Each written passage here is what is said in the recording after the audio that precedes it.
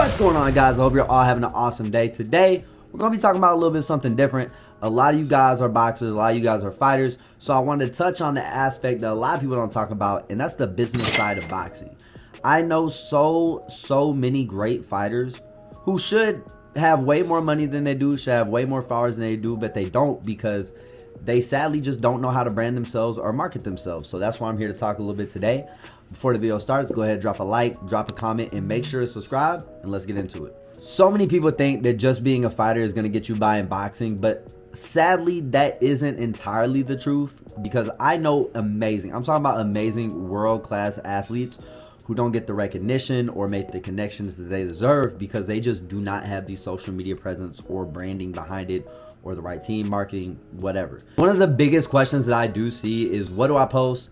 How do I post? When do I post? And my biggest piece of advice is to literally just post something. It doesn't matter what it is. You got to get your name out there somehow. And honestly, a lot of people will be able to relate to you just based on your life.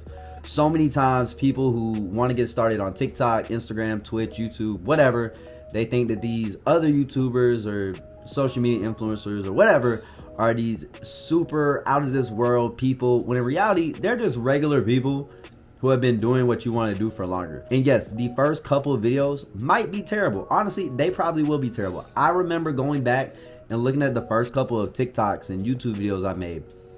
Not good whatsoever. People should not have watched them. I'm just gonna be honest with y'all. But now, after repping it out for like a year, 2 years, couple months, whatever, they have definitely gotten better, and that's all it's about. And honestly, if you're just consistent with it, you're eventually going to get some type of followers or some type of recognition. And that's huge for boxing, because if you don't have fans, if you don't have people getting put in the chairs, promoters aren't going to want to look at you, these companies aren't want to look at you. At the end of the day, it's a sad thing, but people got to get their money. It's a very selfish world in the boxing industry. So if people aren't getting their money, people are not happy. So if you can put butts in chairs, you're fine. I mean, like, look at Jake Paul, look at some of these YouTubers. They're definitely not better than a lot of these up-and-coming pros or a lot of these amateurs, but they can do two things. They can put asses in seats and they can sell tickets. So these promoters are definitely going to book them just because of that fact. If you look at Jake Paul and you take away all his followers, he would not be fighting Mike Tyson or Nate Diaz or any of these people. He would just be a regular dude. And even outside the money and gaining fans, you're going to literally meet so many people and build those connections that's going to help you, one, in boxing, but also just on social media. Then also people like Dominic Berry. I'm sure you guys know him. He's a heavyweight pro boxer as well as content creator.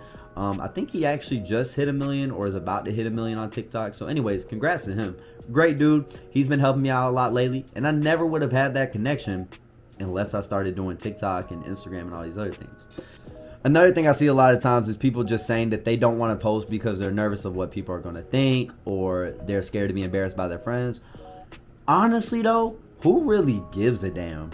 The only reason people would hate on you for doing something like that is just because you're not one of the big guys yet, or because they think it's cheesy, or because they think you're going to quit.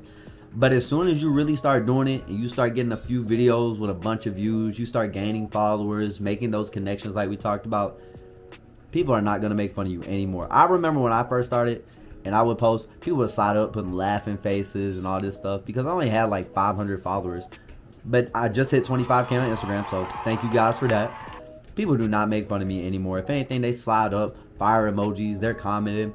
And it's pretty dope because the only reason people would make fun of you is just because it's new. After a while, they're not going to do that anymore. So why care about what somebody's going to say about what you're doing because you want to get better? With branding yourself as well, it is also a great idea because it can fund you in your boxing and just personal life.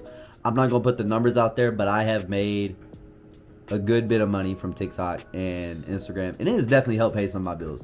Like, I will say this, I am able to pay some of my bills based on just TikTok, and I think that's dope. So go ahead and start branding yourself, because you really never know where it could take you. Personally, I didn't really expect to make like the money I'm making off of TikTok or Instagram or whatever it's called.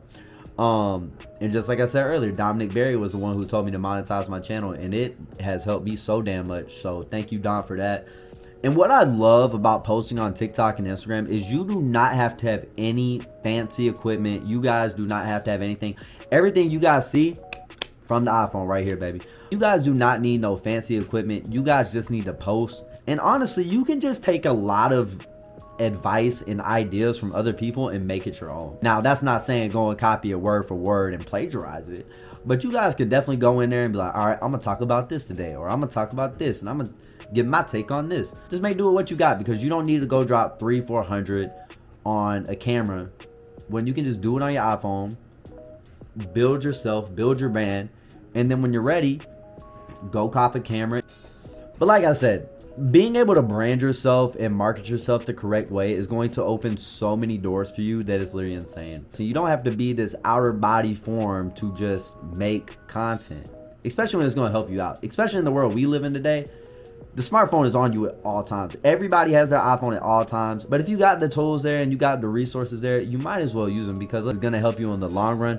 Because like I said, boxing, yes, is a very physical sport, but that may not take you all the way that it should. And be yourself, dude. Don't try to fake nothing. Your first video might not be great, like we said. Just keep posting. Who cares if it's great? People gonna talk crap. People always got an opinion. They stink. Just keep being yourself. Keep doing y'all. We're gonna wrap the video up there. If you liked it, drop a like, drop a comment. Make sure to share it, and make sure to subscribe, because I was looking at my analytics. 70% of y'all are not subscribed, and that's crazy, because I love you guys. So make sure to subscribe, make sure to like, make sure to comment. Tell somebody you love them. Don't let nobody ruin your day. I'll see you guys in the next video. Peace out.